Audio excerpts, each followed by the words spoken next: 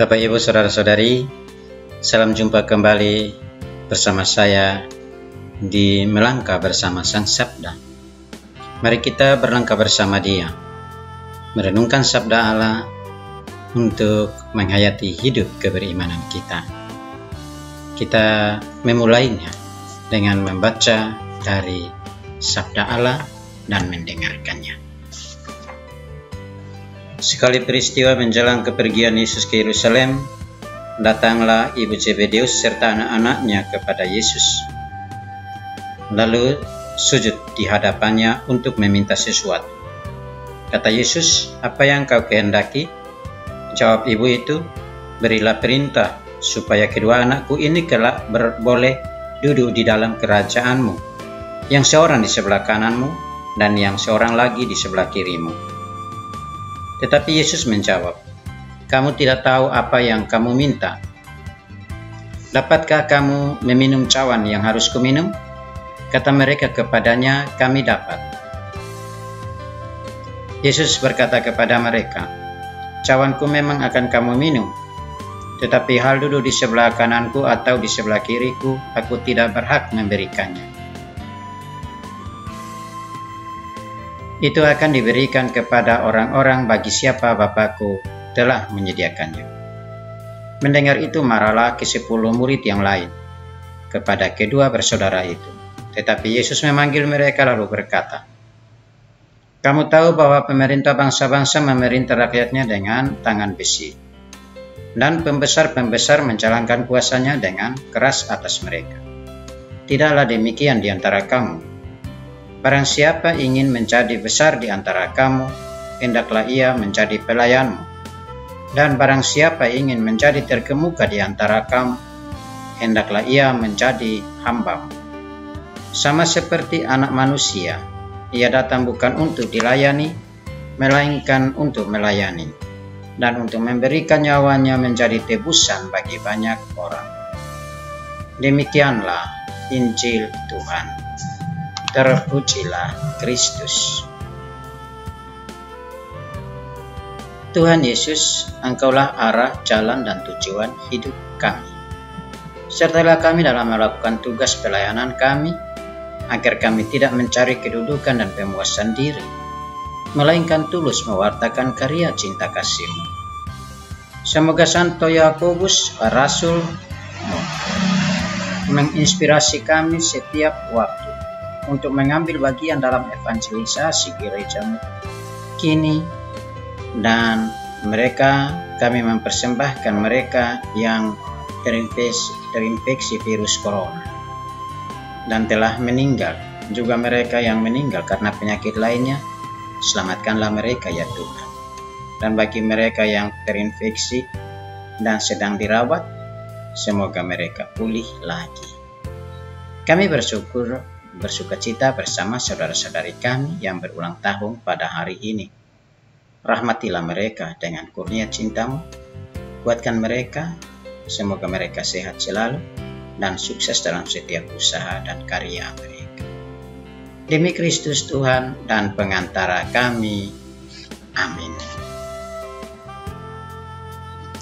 Bapak Ibu Saudara-saudari, mari kita bermenung bersama untuk memaknai perjalanan hidup keberimanan kita kepada Allah dengan berusaha untuk menduduki kemuliaan kerajaan Allah melalui jalan sempit, jalan kecil, jalan pelayanan Tuhan kepada semua orang.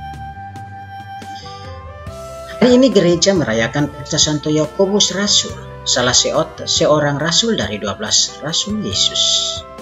Saudaranya adalah Yohanes. Mereka dua adalah anak-anak Zebedeus. Dalam Injil dikisahkan bahwa ibu Yakobus dan Yohanes bersujud pada Yesus, meminta agar kedua anaknya ini menduduki sisi kiri dan kanan Yesus dalam kerajaan surga.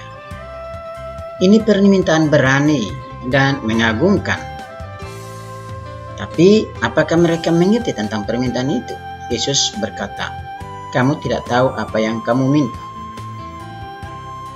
Lalu selanjutnya mereka menanggapi bahwa mereka akan meminum cawan yang harus Yesus minum. dan itulah yang menyanggupkan mereka. Dalam tatanan sosial, entah pemerintah, adat, agama, biasanya kita menemukan strata dan posisi sosial, kedudukan, jabatan tertentu. Ada jabatannya, terhormat, berada di depan, dan diutamakan, dihargai, dicari, dan diberi tempat khusus. Mungkin ini juga yang membuat mereka, para 10 murid itu memarahi kedua bersaudara ini. Mengapa? Karena seperti mencari reputasi pribadi. Maka permintaan Ibu Yakobus kepada Yesus dapat dimaknai sebagai permintaan untuk memiliki dan memperoleh kebesaran, kehormatan, jabatan, kekuasaan, dan posisi penting. Nah, inilah yang mungkin menyebabkan, atau pemaknaan demikian inilah yang menyebabkan ke-10 murid yang lain, rasul yang lain, marah kepada kedua bersaudara ini. Dari pihak Yesus tentu paham permintaan ibu ini. Juga paham bahwa permintaan ini bukanlah hal yang mudah.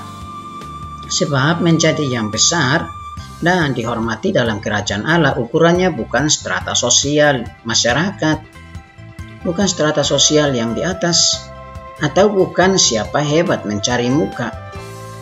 Memiliki tempat dalam kerajaan Allah berarti melakukan segala kehendak Bapa.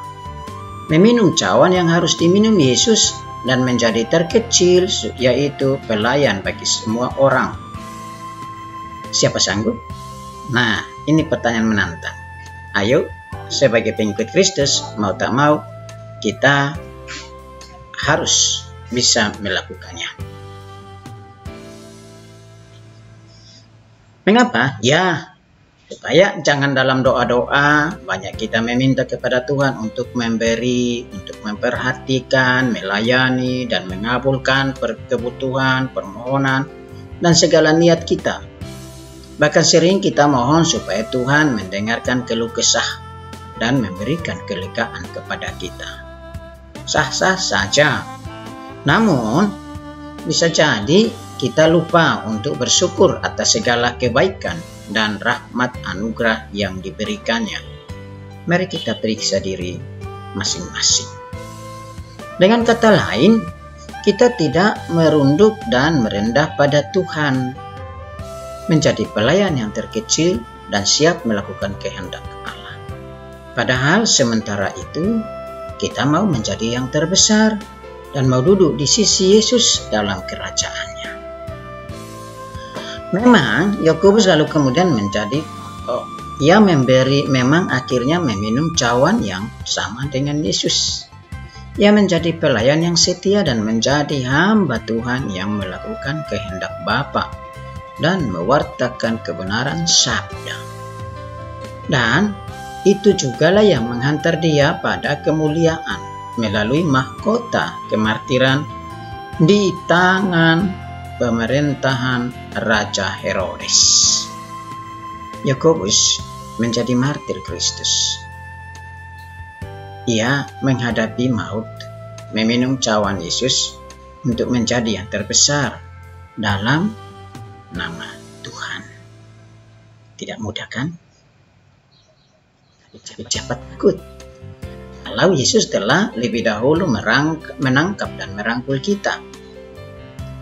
Memiliki ambisi yang baik saja belum cukup, Bapak Ibu Saudara-saudari.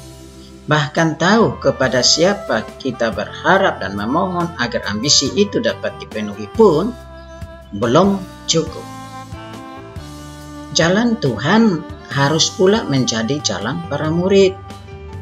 Jalan dan sasaran hidup dalam Tuhan itu adalah jalan kerendahan hati, jalan penderitaan, jalan pelepasan ambisi demi tunduk pada kehendak-Nya, jalan pelayanan.